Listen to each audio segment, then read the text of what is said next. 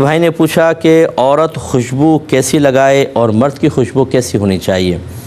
دیکھیں بحکم حدیث تو ایسی یہی ہے کہ مرد ایسی خوشبو لگائے جو پھیلے، وہ لگا سکتا ہے، اور عورت ایسی خوشبو لگائے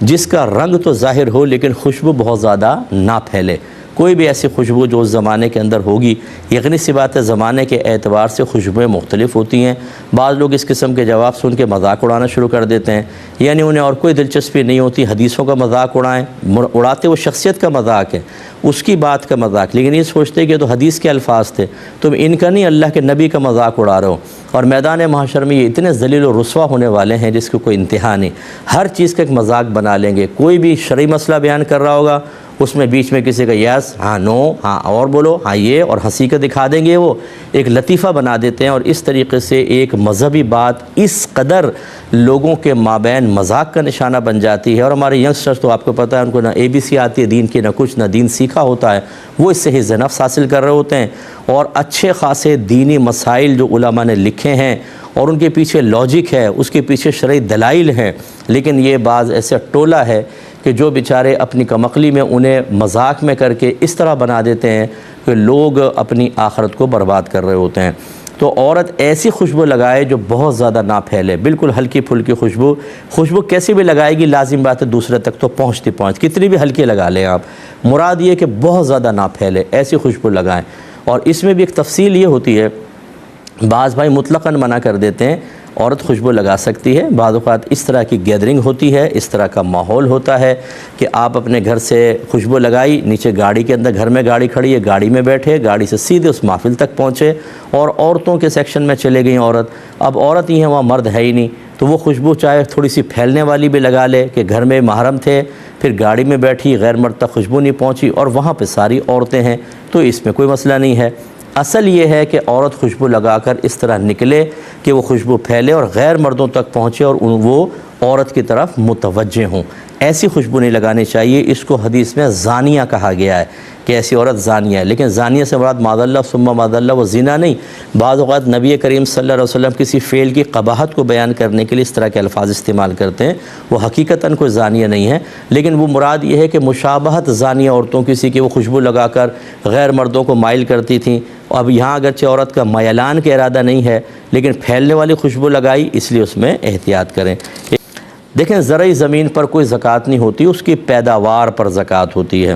اگر تو وہ زمین قدرتی وسائل سے سیراب ہوتی ہے، یعنی آپ کو پانی خریدنا نہیں پڑتا، نہروں کا پانی، جو گورنمنٹ کا نہیں کہہ رہا ہوں، ویسی نہروں کا اور بارش کے پانی سے سیراب ہوتی ہے تو عشر اس پہ لازم ہوتا ہے، پیداوار پہ 10واں حصہ۔ اور اگر آپ باقاعدہ ٹیکس دیتے ہیں یا ٹیوب ویل وغیرہ چلاتے ہیں یا نہر سے جو پانی آتا ہے اس کی آپ باقاعدہ پیمنٹ دیتے ہیں تو نصف عشر 20واں حصہ پھر وہ زکوٰۃ پیداوار کے اوپر نکلتی ہے، لیکن زرعی زمین مال تجارت نہیں ہے، اس وجہ سے یہ مال زکوٰۃ بھی نہیں ہوتی ہے۔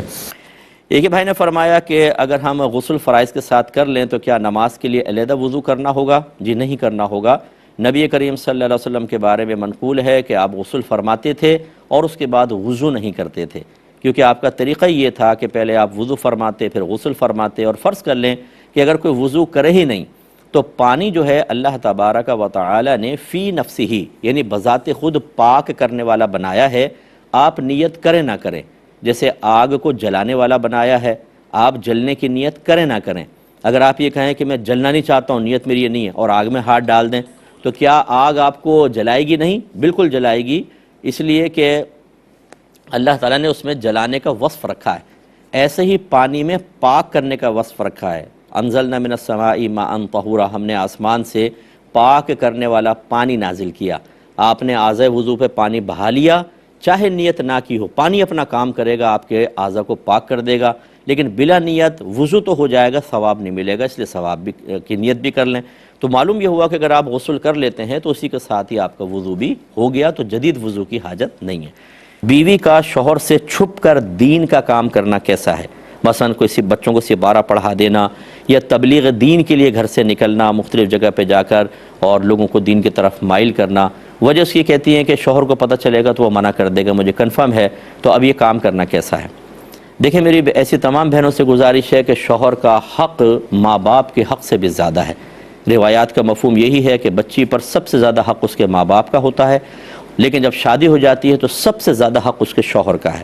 اور شوہر کی پرمیشن کے بغیر ایسا کوئی کام کرنا جو شوہر کی ناراضگی کا سبب بنے وہ مناسب نہیں ہے۔ اب آپ کہیں گے جی دین کے کام سے شوہر ناراض ہو رہا ہے، بہت برا آدمی ہے، لیکن ایسا نہیں ہوتا۔ بعض اوقات مستحبات، اب یہ سپارہ پڑھنا مستحب ہے، تبلیغ دین کے لیے عورت کا نکلنا اور لوگوں کو صرف مستحبات بتانا یہ بھی مستحب عمل ہے، کوئی فرضیہ واجب تو ہے نہیں لیکن اس کی وجہ سے گھر کا نظام خراب ہوتا ہے، وقت پہ کھانا نہیں بناتی، بچے بیٹھے ہوئے ہیں، والدہ تبلیغ کے لیے گئی ہوئے ہیں۔ اس طرح کون سی شریعت کہتی ہے کہ آپ یہ معاملات کریں کہ گھر کا نظام خراب کریں اور اس کے بعد باہر نکل جائیں دین کے نام پر، اور اسی دین کی تعلیمات کا خون کرنے کے بعد جب شوہر یہ کہے کہ تم گھر پر رہو تو اسی کو الٹا کاؤنٹنگ اس کے اوپر کریں، اور مفتیان کرام سے فتویٰ لیں، یہ بتائیں کیا کہتا ہے اسلام ایسے شوہر کے بارے میں جو دین کا کام سے روکے،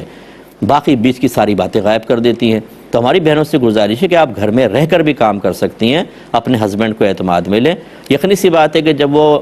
گھر سے باہر ہوں تو سپارہ پڑھانے میں پھر تو کوئی حرج نہیں، منع نہیں کریں گے، وہ شاید اس وجہ سے منع کرتے ہوں گے کہ آپ نے گھر میں بلا لیا، اب شوہر انتظار کر رہا ہے کہ چلو بیوی سے باتیں کریں، یا بچے سب مل کے بلند آواز سے پڑھ رہے ہیں، اس سے وہ ڈسٹرب ہو رہا ہے، اس وجہ سے شاید کوئی شوہر منع کرے۔ تو بہرحال اگر ویسے بھی وہ منع کرے گا تو شوہر کی دلجوئی کے لیے آپ وقتی طور پہ رکیں، انہیں پہلے راضی کریں، اس کے بعد کریں۔ میں یو کے میں تھا، کسی نے بتایا کہ مفتی صاحب اب ان خواتین کے بارے میں کیا کہتے ہیں کہ جو 12ویں کے 12 دنوں میں، ربیع الاول کے 12 دنوں میں شوہر کی اجازت کے بغیر گھر سے باہر نکل جاتی ہیں، ایک محفل اٹینڈ کرتی ہیں، دوسری محفل میں چلی گئیں، تیسری محفل میں چلی گئیں، شوہر بچے سنبھال رہا ہے وہاں بیٹھا ہوا، اور اگر ہم منع کرنے کی کوشش کریں تو وہ ہمیں کہتی ہیں کہ تم نبی کریم صلی اللہ علیہ وسلم کی خوشی کے اظہار اور تبلیغ دین کی راہ میں رکاوٹ ہو۔ کیا کہتا ہے اسلام اس کے بارے میں؟ تو میں ان بہنوں سے گزارش کرتا ہوں کہ آپ نے وہی بات ہے کہ اپنا ایک دین بنا لیا ہے، اپنی ایک نئی شریعت بنا لی ہے، آپ کو نہیں پتہ کہ شوہر کا حق کتنا زیادہ ہے۔ نبی کریم صلی اللہ علیہ وسلم ارشاد فرماتے ہیں کہ اگر میں کسی مخلوق کو سجدہ کرنے کا حکم دیتا تو بیویوں کو حکم دیتا کہ وہ اپنے شوہروں کو سجدہ کریں۔ اور ایک روایت میں سکا نے کسی بچی نے پوچھا یا رسول اللہ شوہر کا بیوی پر کیا حق ہے؟ میرے آقا نے ارشاد فرمایا اگر شوہر کا پورا بدن خون اور پیپ سے بھرا ہو اور بیوی اپنے زبان سے چاٹ کے اس کو صاف کر دے تب بھی اس کا حق ادا نہیں کر سکتی۔ مراد یہ ہے کہ اگر ناگوار امور بھی آئیں اور بچی اس پہ صبر کرے تب بھی شوہر کا حق بہت بلند و بالا ہے۔ اسی لیے عورت پر شوہر کی وفات کے بعد 4 ماہ 10 دن تک سوگ منانے کا حکم ہے۔ اظہار غم، سوگ مانے اظہار غم، کیوں واجب قرار دیا گیا؟ اس لیے کہ ایک بہت بڑی اللہ کی نعمت چھن گئی اور نعمت اگر ایک شوہر چرسی ہے، موالی ہے، شرابی ہے، زانی ہے، کیا اس کی بیوی پہ عدت ہے کہ نہیں ہے؟ بالکل ہے، 4 ماہ 10 دن۔ اس کا مطلب یہ ہوا اس کے برے اعمال علیحدہ، لیکن بحیثیت شوہر ایک بہت بڑا حق تھا، اور وہ بیوی کے حق میں بہت سی جہتوں سے ایک بہت بڑی نعمت تھی، اور نعمت کے چھن جانے پر اظہار غم کا حکم ہوا۔ ایسی میں بہنوں سے گزارش کرتا ہوں آپ پہلے کسی مستند مفتی صاحب سے فتویٰ لے لیں کہ میں کیا کر سکتی ہوں کیا نہیں، اس کے بعد پھر تبلیغ دین آپ ضرور کریں۔ اللہ تعالیٰ عمل کی توفیق عطا فرمائے۔